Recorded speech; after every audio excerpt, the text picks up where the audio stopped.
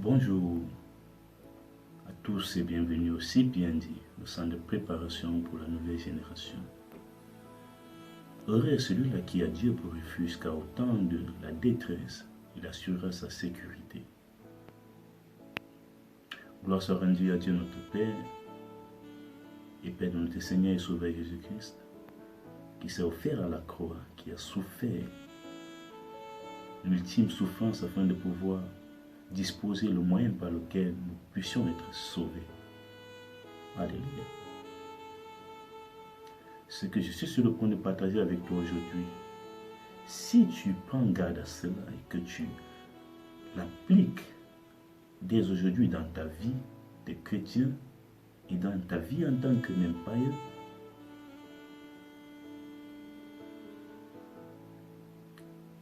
tu verras les fruits positifs et pratiques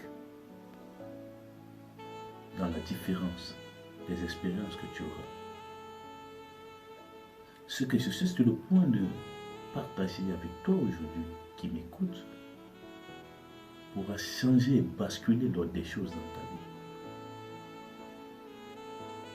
Vous savez, beaucoup de personnes aujourd'hui se retrouvent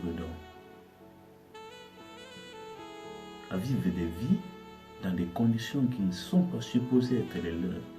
Pourquoi? Parce qu'ils se sont éloignés totalement des plans divins pour les vies. Jérémie 29 au verset 11, il est écrit: car je connais les projets que j'ai formés pour vous.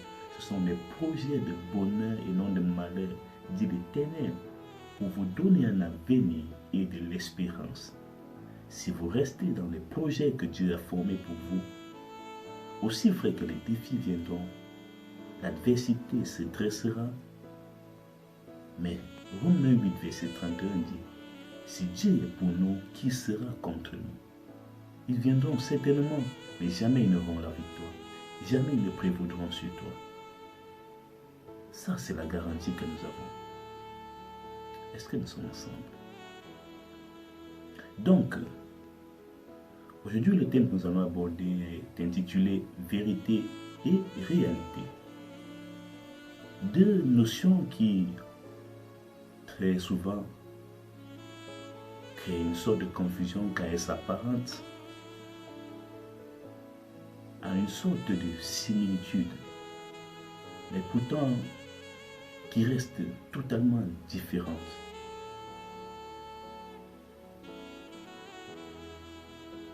C'est quoi la réalité?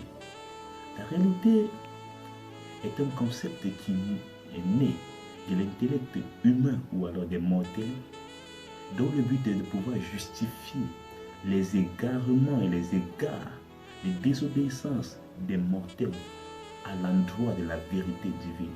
Pendant que la vérité, elle, est une exclusivité divine qui est investie et donc qui est donnée à l'homme au travers de l'Esprit de Dieu uniquement. C'est pourquoi dans Jean chapitre 14, verset 17, la Bible appelle le Saint-Esprit l'Esprit de vérité. Cet esprit-là dont le monde n'a pas connu. Donc, si tu n'as pas en toi l'Esprit de Dieu qui est l'Esprit de vérité, il est clair que tu ne puisses pas assimiler ce contenu.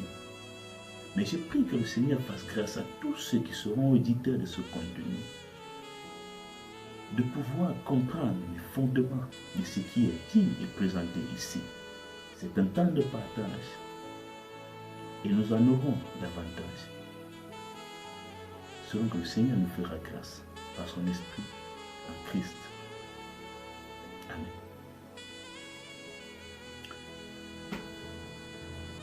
Et pour pouvoir élaborer sur ce sujet, nous allons partir et prendre fondement sur deux expériences bibliques qui vont venir étayer encore davantage le sujet et pouvoir aider chacun d'entre nous à mieux appréhender la question.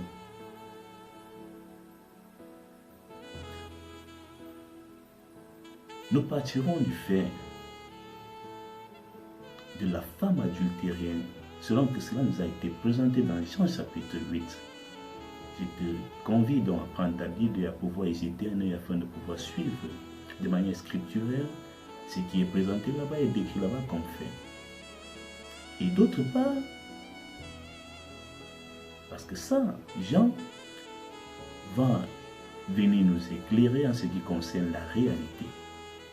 Et l'autre passage qui viendra nous éclairer en ce qui concerne la vérité pour que nous voyons la différence sera Lévitique, chapitre 20, au verset 10. Alléluia. J'ai besoin de ton attention. Si tu comprends cette notion et cette différence aujourd'hui, tu deviendras quelqu'un de meilleur. Et je peux te le garantir par la grâce de Dieu. Dans Jean chapitre 8, la Bible présente l'histoire de la femme adultérée. Cette femme qui avait été saisie en flagrant délit d'adultère. Or, lorsqu'on parle d'adultère, on parle de deux personnes. Est-ce que nous sommes ensemble? Cette femme a été amenée à Christ afin d'être condamnée par les hommes. C'est le comble. C'est que ce sont les hommes qui ont condamné cette femme à la lapidation, disant à Christ être en train d'obéir à l'instruction qui leur avait été communiquée par Moïse. Est-ce que c'était ça? Est-ce que l'action de ces hommes vis-à-vis de la femme et selon la situation répondait pleinement aux instructions et aux prescriptions de Moïse vis-à-vis de l'adultère? C'est ça que nous allons voir. Beaucoup de personnes aujourd'hui ne lisent pas la parole de Dieu et épousent et embrassent tout ce qui leur a été donné par les prédications parce qu'ils savent que la religion a cultivé en nous un esprit de non-lecture. La religion a abruti en nous l'esprit d'inquisition. L'esprit de curiosité, cet esprit-là, qui pouvait amener plusieurs à se plonger dans la lecture afin de ne pas se faire berner. Osée chapitre 4, verset 6, il est écrit « Mon peuple périt faute de connaissance. L'ignorance est le plus gros défaut de cette génération. » Si tu connais ce qui est supposé être, lorsque l'ombre de la chose se présentera en toi, alors tu auras le discernement de savoir que ceci n'est pas ce qui m'a été donné. Les hommes ont condamné la femme à la lapidation, disant obéir à Moïse, et l'ont amené à Christ. Christ étant différent d'eux, parce qu'il portait en lui l'esprit dont Jean 14 et 17 présente comme l'esprit de vérité. Il l'a questionné en écrivant au sol, il a questionné l'esprit en repartant au jour de Moïse afin de se rassurer de ce que ces hommes déclaraient. Et l'esprit de vérité a produit en Christ l'instruction fidèlement donnée aux hommes par Moïse, selon que Dieu lui avait donné de communiquer. Alléluia. Et lorsqu'il s'est levé, il a compris que quelque chose n'allait pas. Une fois informé de la vérité, il s'est tourné, il a regardé les hommes, il a dit que celui qui n'a jamais péché, c'est la première pierre. Parce que pendant qu'il questionnait, il s'est rendu compte que tous ces hommes-là avaient créé une sorte de réalité dans laquelle ils vivaient. Et qu'est-ce que cette réalité-là représentait? Au fait, c'était une torsion de la vérité. Vous savez, lorsqu'on fractionne la vérité, on en fait un prétexte. Une réalité contextuelle. Et c'est comme ça que nos sociétés sont régies aujourd'hui en majorité. La majorité des personnes vivent selon la réalité et se sont totalement écartées de la vérité. Toi, en tant qu'enfant de Dieu, est-ce que c'est ton cas? Devrais-tu vivre une vie influencée par la réalité plutôt que la vérité? C'est la vérité qui a été donnée à l'Église, au corps du Christ, et non la réalité. C'est un esprit de vérité qui nous a été donné, et non un esprit de réalité. Si nous comprenons cette différence, nous comprendrons la manifestation dont la Bible décrit dans Romains, chapitre 8, à son verset 18 à 19. Est-ce que nous sommes ensemble? Merci pour ton attention. Écoute bien ceci. Les hommes avaient condamné la femme à la lapidation selon que Moïse avait prescrit. D'après, elle a dit, mais lorsqu'on parle d'adultère, cela implique deux personnes. Maintenant, la réalité créée par les hommes était présentée de telle sorte que Plusieurs femmes auraient pu être lapidées de cette façon. Et la majorité des gens dans leur ignorance étaient convaincus que c'était en obéissance à l'instruction de Dieu au travers de Moïse concernant l'adultère. Or, dans Lévitique chapitre 20, verset 10, la Bible déclare que lorsqu'un homme et une femme sont saisis en flagrant délit d'adultère, les deux seront mis à mort. Vous voyez? Est-ce que ces hommes vraiment ont obéi à la vérité qui leur avait été communiquée par Moïse? Non. Ils se sont créés une sorte de réalité qui devait justifier leur égard, leur déroute vis-à-vis de la vérité divine. Et ils ont établi ça en société comme étant le modèle. Et plusieurs en ont épousé. Et c'est comme ça aujourd'hui que même nous, les enfants de Dieu, les serviteurs de Dieu, nous sommes victimes de tels systèmes où les hommes ont créé des réalités qui nous ont éloignés totalement de la vérité divine. Pourquoi? Parce que plusieurs d'entre nous ne prenons plus le temps de lire, de méditer afin de savoir ce que dit la parole de Dieu. Il a mis sa parole au-dessus de son nom. Il veille à ce que sa parole soit accomplie. Alléluia. Cette femme a reçu de Dieu la grâce d'être épargnée. Parce que Christ n'est pas venu afin de condamner.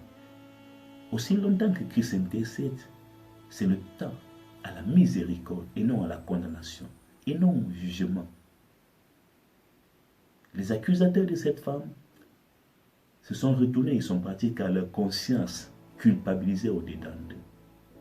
Combien de fois, toi qui me suis, as dû prendre de mauvaises décisions parce que tu t'es laissé influencer par des réalités sociétales, par des réalités familiales, par des réalités contextuelles et circonstancielles?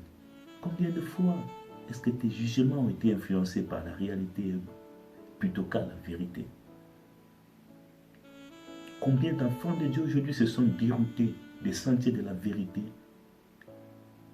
parce qu'ils se sont laissés berner par des réalités qui n'avaient rien à voir avec la vérité divine écrite? Dieu nous a tellement aimés qu'il nous a donné un testament complet constitué d'un Nouveau et d'un Ancien Testament, afin que quiconque désire connaître la vérité puisse s'y référer. La Bible, c'est le manuel d'utilisation que Dieu a donné à des vases qu'il a fait de ses mains, dont nous sommes. Un peu comme un concepteur d'appareil électroménager ferait un appareil et y associant un manuel d'utilisation pour pouvoir parfaire son usage. Une fois entre les mains de l'acheteur, du propriétaire.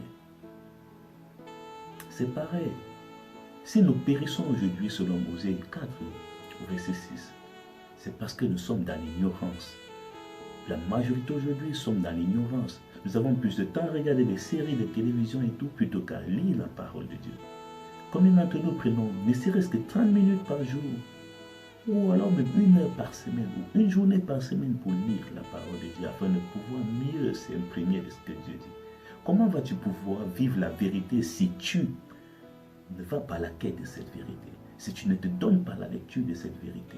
Comment peux-tu maîtriser le code pénal qui va diriger tes actions ou déterminer tes actes en tant que citoyen si tu ne prends pas le temps de le feuilleter ou alors de jeter un œil pour le lire?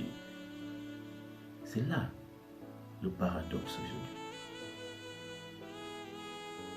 Donc, enfant de Dieu, voici mon conseil à ton endroit, à toi qui me suis. Voici mon conseil à ton endroit. Prends du temps à étudier la parole de Dieu. Prends du temps à lire la parole de Dieu afin de ne pas te retrouver dans le cas face auquel Christ s'est retrouvé. N'eût été par l'esprit de vérité qui était en lui, son jugement aurait été erroné comme celui de plusieurs d'entre nous ici. Christ n'a pas jugé selon les réalités. Il n'a pas jugé selon les faits qui lui ont été présentés par ces hommes accusateurs qui ont préféré cacher leurs frères et exposer la femme, ce qui a créé aujourd'hui dans nos sociétés une sorte de décadence où on a l'impression que plusieurs peuvent utiliser la parole de Dieu pour dire que même Dieu condamne l'infidélité de la femme. Mais en ce qui concerne l'infidélité de l'homme, Dieu n'a pas condamné cela. Mais non, Dieu n'est pas un Dieu partiel. Si Dieu condamne quelque chose à la femme, si tu deviens avec une femme une seule chair, ce que Dieu condamne à l'endroit de la femme, il le condamne forcément à l'endroit de l'homme. Il n'y a pas de différence avec Dieu. C'est encore une œuvre des réalités des humains corrompus dans leur entendement. Que Dieu nous aide tous. Si tu as une question, je prie que tu l'amènes en commentaire afin que nous puissions partager dessus. Si tu as une préoccupation, quelque chose que tu voudrais comprendre davantage, un sujet sur lequel tu voudrais que nous essayons de méditer, partager, tu peux le laisser en commentaire. Je prie que Dieu vous bénisse tous. De là où tu te trouves, où que tu sois, où que tu écouteras ce contenu, je prie que le Seigneur te fasse grâce et que selon son esprit, qu'il t'accorde la grâce de connaître ses voies, de pouvoir discerner ce qui est bon et ce qui est mauvais.